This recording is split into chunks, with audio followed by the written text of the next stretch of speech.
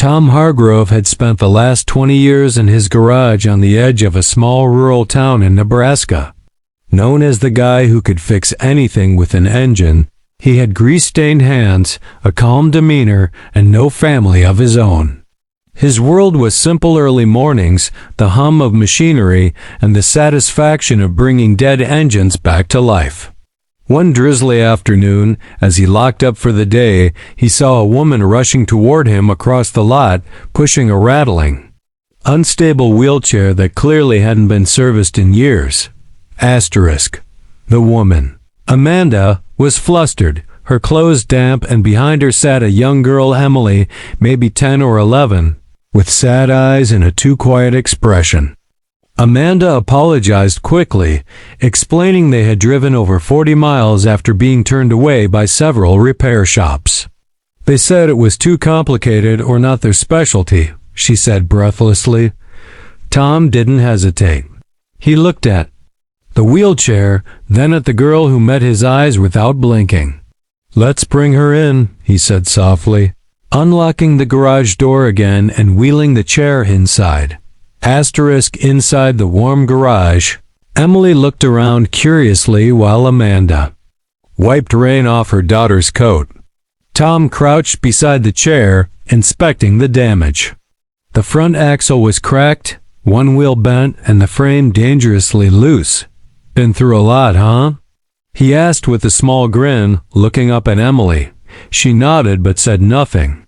Tom didn't ask questions about how it got that way. He just got to work, pulling out tools and setting the chair up on a small platform. Amanda stepped outside to make a call, leaving Emily to watch silently. Tom worked quietly, but purposefully, occasionally explaining what he was doing. Emily began to loosen up, asking about the tools and how they worked. Her voice was soft but curious. She shared bits of her life, how she missed running before the accident, how school was lonely, and how she didn't like how people stared at her chair instead of seeing her. Tom listened more than he spoke. Something about the girl's honesty made the job feel less like a chore and more like something deeply meaningful, something human and real. When he was done, Tom didn't just fix the axle, he replaced the entire wheel assembly, tightened the brakes, rebalanced the seat, and even polished the frame. He added new cushions from an old stockpile and adjusted the handles so Emily could turn more easily. When Amanda returned and saw the chair looking nearly new, she gasped. Emily's face lit up like he'd handed her wings. "You didn't just fix it," she whispered. "You made it better." Amanda offered to pay, but Tom waved it off. "You've already paid me with that smile," he said.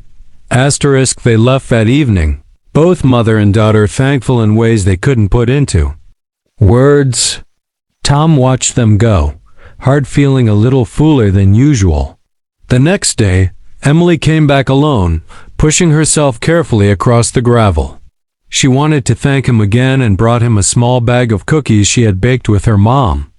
Over the following weeks, she returned more often, sometimes just to hang out, other times to help hand him tools. She started calling him Mr. Tom, and he began saving small repair tasks just so she could feel involved. Tom hadn't realized how much he missed companionship until Emily came around. The shop felt livelier. He showed her how to sand rust off metal and even let her try tightening a few bolts on a bike frame. She picked things up fast. One day, she asked him if he'd ever considered redesigning wheelchairs to make them more fun. "Like what?" he asked. "Like with music or better grips or cool wheels," she said. That night, the next few weeks brought something Tom hadn't felt in years: purpose. Emily came by the garage almost daily after school, rolling confidently in the chair he'd fixed. With her encouragement, he kept refining his new wheelchair sketches. He added ideas like Bluetooth speakers, lighter aluminum frames, and ergonomic hand grips. Emily gave honest feedback: what worked, what didn't, and what she wished other chairs had. It wasn't just engineering anymore, It was collaboration. Her voice mattered. Tom started to believe they could actually create something that might change lives, beginning with hers. Asterisk word slowly spread in town. A few parents with disabled children started showing up, asking if Tom could help fix old wheelchairs or make them more functional. He didn't charge. Instead, he listened, learned, and adjusted each chair like it was a custom machine. Emily helped with every project, smiling proudly as younger kids tried their new chairs. Her energy was magnetic. The shy, soft-spoken girl was becoming a leader. For Tom, watching her transformation was more rewarding than anything he had ever experienced under a hood or behind a tool bench. Asterisk one cloudy Saturday morning, a black SUV pulled into the gravel lot of Tom's garage. Out stepped a tall woman, in a blazer, clipboard in hand. She introduced herself as Rachel Collins, a representative from a state disability innovation fund. Apparently, one of the parents had told her about the mechanic making miracle chairs in the middle of nowhere. Rachel wanted to see the designs. Tom was hesitant. He'd never patented anything or run a business. But Emily encouraged him, standing tall beside the prototype they had built together. Asterisk Rachel was impressed, both with the design and with Emily's involvement. You didn't just fix a chair, she told Tom. You created a mobility experience. Within weeks, Tom was invited to present his concept at a regional innovation expo. Emily insisted on going with him.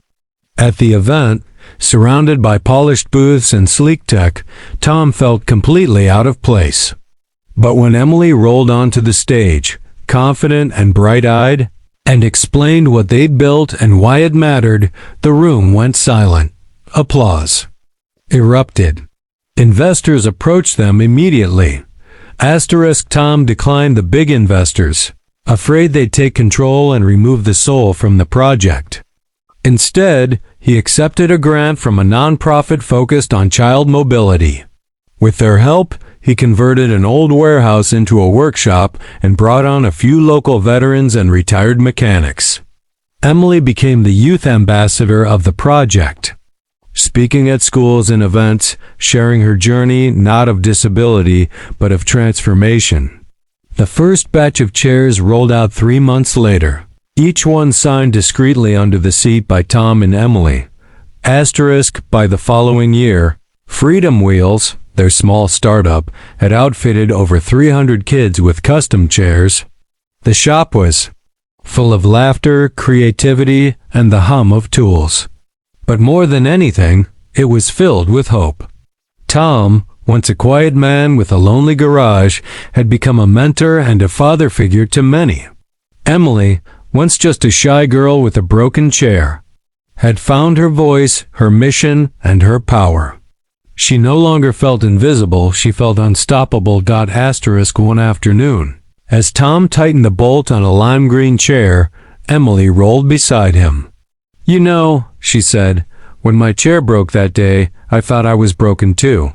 Tom paused and looked at her. You were never broken, kid. Just waiting to show the world what you could do. They sat quietly for a moment, watching another child test out their new wheels across the parking lot, laughter echoing in the air. And in that simple moment, everything felt whole. Asterisk Tom didn't sleep. He stayed up sketching designs for a wheelchair that didn't just serve, but empowered. Asterisk